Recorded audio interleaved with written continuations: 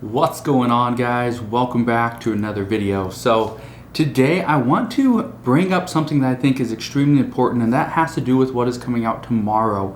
Tomorrow is going to be a very important day. First off, we do have the unemployment data from last week that will be coming out tomorrow morning. So make sure, if you are not already, consider subscribing so that I can keep you up to date on everything that is going on. But the big thing that's coming out tomorrow is the CPI data. That's what's coming out tomorrow, okay? The Consumer Price Index. That's coming out tomorrow. What we see happen tomorrow, okay? Because what we know right now is they're going to provide the year-over-year data as well as the month-over-month. But, and I just want to be very clear, okay, this is all going to, it's going to play into whether we see a large infrastructure package, whether we see something happen quickly or it takes a little bit of time. And the big thing, according to many experts, what we see come from the month-over-month CPI data is actually going to either push for additional stimulus, or it's going to pull the reins back a little bit. So tomorrow will be a big day. Here's what I can tell you right now. First, the expectations are for tomorrow, we are going to see a month-over-month change of 0.4%. Okay, 0.4%. Now, last month we saw a month-over-month change of 0.8%. So this is just half of what we saw last month. Just to give you an idea, okay? 0.4% would mean we are seeing just shy of a 5% increase, okay, of inflation from the entire year if we were to factor it all in. At 0.8%, we are right about 9.6%, and that is huge. So here's what we know. Experts say that we could potentially see more stimulus talks if, right now, if we see that the data comes in lower than expected. If we see it come in at 2%, or it's actually negative, so we see it actually pulled back even more, then that would actually mean a greater need, or at least according to experts, for additional stimulus. Some experts say that more stimulus will come because of this report and the information that we see tomorrow. So this is something that'll be interesting to follow, and this is something that every single month I'm obviously looking at as well. If you are an investor in the stock market, this is obviously something that you want to keep an eye on as well, because stocks are going to either go up or down based off what happens tomorrow morning. So just keep that in mind. Now, one thing I want you to keep in mind as well is that there's going to be two sets of numbers tomorrow, and both of these are going to be important. However, there's one that's going to be extremely important for stimulus. First, okay, we are going to see the year-over-year data as well. That number, whatever it is, it really doesn't matter, simply because remember what happened last year. Okay, remember where we were at last year at this time, okay, in June. Remember where we were at. Everything was closed down. So of course we're going to see a jump in year-over-year data, but it's month-over-month. Month-over-month is what matters the most. Now, I bring this up for a couple of reasons, and one of the reasons why I really want to spend the most time on the CPI data and what we could potentially see happen from this is actually for two reasons. The first reason is because right now if we see this come in less than expected, then we could see that there's no real fear for inflation from the Fed. And if the Fed doesn't fear inflation, then they could potentially suggest additional stimulus as we move forward. And the second reason, Senator Bernie Sanders has been pushing for $2,000 per month stimulus checks for this entire pandemic. What I can tell you is that as of right now, the talks of a $2,000 monthly stimulus check, they're going to continue. However, experts say that is very, very unlikely something like this would ever occur. So what we do know is that even though Senator Bernie Sanders is still pushing for this, he may pull back a little bit and start pushing for just an additional stimulus check.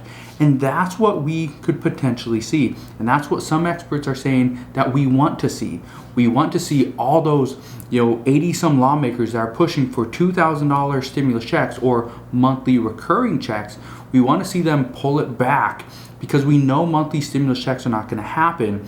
What we do know is if they all pull back and say, okay, not monthly, but let's get one more stimulus check to the hardest hit individuals, that would most likely happen. That would move the needle towards, okay, we need to include one more additional stimulus check. That would be the fourth round. We need to get that into the social infrastructure package. So we'll see what happens over the next few days. My guess is we're going to get additional reports and additional pushes for stimulus based off what we see tomorrow, though. So again, we just need to stay up to date on all that. This means, okay, again, there's a lot of stuff going on right now, but this means with Bernie Sanders starting to push for additional relief to the American people, for one, it's a really good sign. But the second reason why I really like this and what Senator Bernie Sanders is doing is because he hasn't changed his course. He's been sticking to the exact same course for the past year, and it seems to be working fairly well at this point. So we'll see what happens there. Now, a big thing that Bernie Sanders said just the other day is that Democrats have been waiting patiently for 10 years to have full control over the government, and they cannot waste this time trying to find bipartisan support.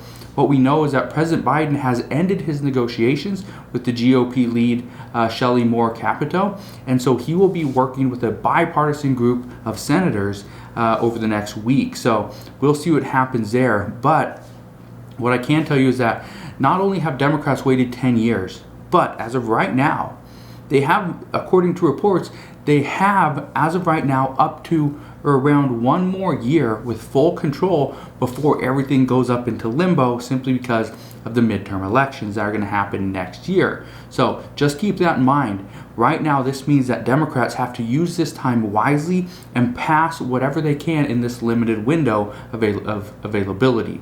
So what we know is that Democrats understand what's at stake here. They understand what's at stake. They may not be showing it at this time, but they understand, or at least the majority of them do. So they must do everything in their power, according to experts, to use this time to their advantage. Because even though Bernie Sanders seems to be pushing for additional relief, larger infrastructure, be big, be bold, and be immediate, some Democrats say that no, that's not the way it works, that's not the way we should do it, and we need to find bipartisan support. So it's going to be a struggle, I think, for Democrats moving forward, but the key here is at least they have some type of guidance. They have some type of path forward. And one thing that we know, they have one more budget reconciliation, which the House Democrats do plan on using, and they will be pushing forward with a budget resolution, I believe this week, if not next week. So something else I want you to keep in mind is that Democrats aren't just pushing for additional stimulus checks. They wanted to see additional stimulus checks. They want to see an extension of the unemployment benefits. They'd love to go back up to $600 as opposed to $300. But reports indicate right now that no, that's not a good thing, because even though the GOP and the Republican governors have been or are going to cancel their unemployment benefits, some say that's actually a wise move, and that will see the jobless come back, and so that's good news there. But something else you just need to keep in mind is that they're not pushing just for stimulus checks. They want to see an expansion of Medicare. Bernie Sanders has been pushing for this for quite some time. He wants to see the age go from 65 to then the new eligibility go from 55 to even 60. He also wants to see dental, vision, and hearing all included as well at really no charge. Because right now, he was saying that, the issue that many are facing is, yeah, their health care is covered, but what about dental? Many people cannot go and afford an expensive pair of dentures. What about hearing? They can't afford to go and buy hearing aids because they're too expensive. What about vision? Glasses are not cheap. And every single year, I have to go in, and I'm not on Medicare, but every single year I have to go in and get new glasses. Every single year. Okay? So something that you need every single year. And again, I'm not elderly. I'm only 33 years old. But what I can tell you is it's expensive to go in and get glasses every single year and do the eye exam and all that stuff. And if I didn't have insurance that paid for it, then obviously I'd be paying out of pocket. But that's something that Bernie Sanders says is we have to provide, the elderly, we have to provide people on Medicare with this relief and this assistance. It's something that's long overdue. So we'll see if that gets included as well. We also know Democrats want to see a major investment into infrastructure. This is both real and social infrastructure. This includes free community college. Free community college. How great would that be? That all these people that were paying to go to college now get free community college. This also, there's so many other things as well. In this, I don't want to bore you with the whole list of what Democrats want. And a lot of it isn't boring. A lot of it's really good. But is there a way to pay for this? And that is the current issue as far as infrastructure. But if Bernie Sanders is right, and Bernie Sanders pushes and gets other Democrats on board, we could see that, yes, we could see a big, bold, and immediate package happen. This will include infrastructure, and according to reports, this will also be stimulus as well. So if you've been waiting around for additional stimulus, whether it's rental assistance, nutrition assistance, a stimulus check, unemployment benefits, whatever, pandemic EBT, if it's any of those things, okay, you are probably getting tired of, okay, lawmakers they're gonna vote, they're gonna push for this, great. And then you realize they're not pushing for anything. They're kind of just buying their time. And so I wish I could tell you everything's going to be, everything's going to be perfect. We're going to get out of this with, everyone's going to be right back to where they once started. I wish that was the case, but it honestly isn't. So we will see what happens. But what we're hearing right now is the talks on stimulus are not over. And many expect they will only ramp up as we get closer to an agreement on infrastructure. Remember, and keep this in mind, the last infrastructure package, or actually the both, mainly the one under former President Donald Trump with the $600 stimulus checks, we didn't actually know we were going to get $600 stimulus checks until I think days before the bill actually passed.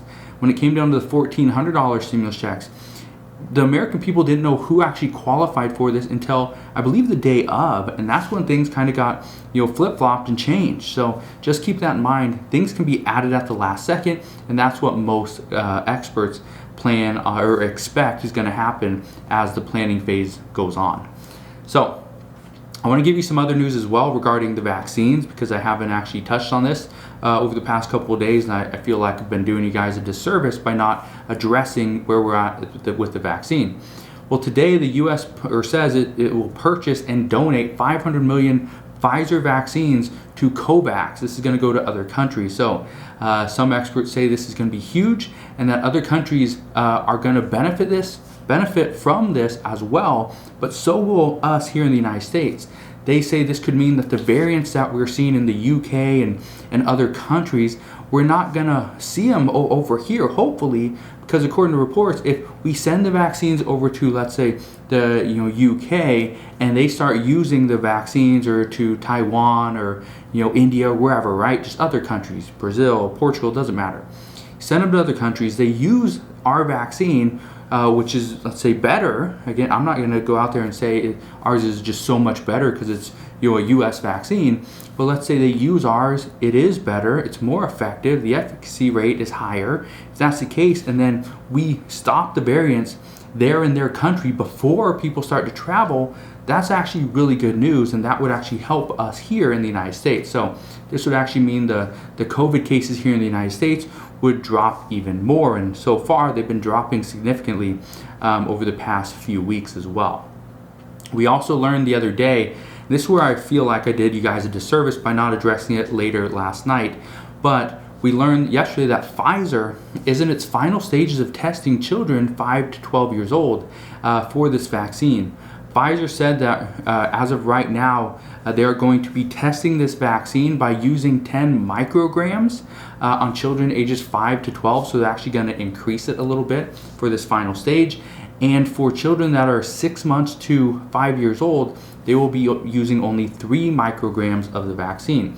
So a spokesperson from Pfizer did say that the results should be back before September, and their plan as of right now is to ask the FDA for emergency use authorization sometime to the middle of end of September. So as of right now, that is considered a really good thing if you would want to get your child vaccinated. If not, then obviously it probably doesn't matter to you.